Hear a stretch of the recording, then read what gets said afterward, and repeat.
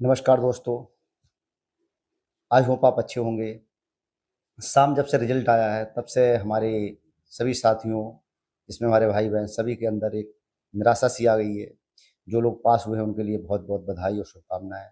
मगर जो फेल हुए हैं उनके लिए एक समय बहुत ही ज़्यादा कष्टदायी होता है, क्योंकि जब हम अपने जीवन का पूरा 100% लगा देते हैं, इसके बाद जब हमें असफलता होती है, तो मन बहुत ज़्यादा व्यथित होता है। और इस व्यथित के समय में हम कहीं ऐसा डिसीज़न ले लेते हैं कि हम तैयारी छोड़ देंगे और अब हम नहीं पढ़ेंगे।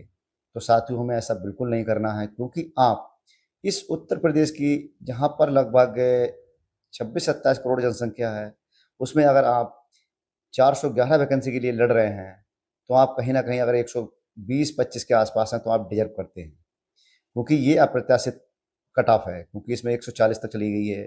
एक मेरी बहन बोल रही है कि 32 में मेरा नहीं हुआ है, और बाकी भाइयों में भी ऐसा ही हुआ है कि 135 प्लस वालों का नहीं हुआ, 139, 140, और फीमेल में तो 126-27 के आसपास बहुत बहनों के थे। तो इसलिए अब हमें करना क्या है, क्योंकि जब हम 100% अपना प्रयास करते हैं और फिर इस तरीके का अगर रिजल्ट आए, तो मन व्यथित होना स्वाभाविक है।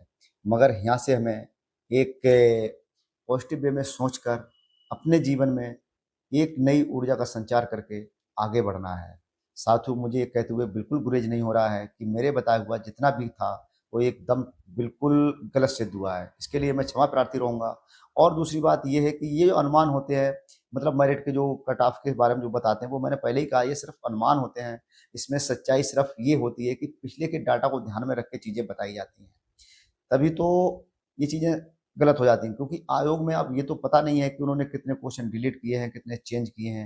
ये तो मोनोपोली हो गई। और ना वो ऐसे उत्तराखंड का जैसे कट ऑफ आता है, बिल्कुल वो रिजल्ट देते हैं, आपने कितने अटेम्प्ट किए हैं, कितने आपने गलत किए हैं, कितने आपके नंबर हुए हैं। यहाँ उत्तर प्रदेश में ऐसा कुछ नहीं है, और नीचे एक लाइन लिख दी गई है कि आप सूचना के अधिकार के अंतर्गत आप कोई सूचना भी उनसे नहीं माँग सकते हैं। तो ये बहुत गलत है।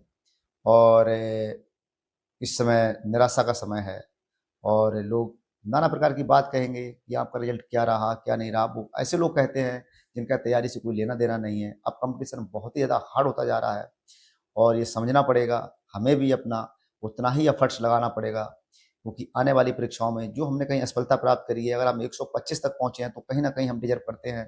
तो उसको हम और अच्छा-सा अगले करेंगे, और अच्छा अपना प्रयास करेंगे, जिससे कि हमें ये दिन देखने को ना मिले। मगर साथियों, आपको निराश नहीं होना है, हताश नहीं होना है, लगे रहना है, क्योंकि आने वाला कल हमारा होगा।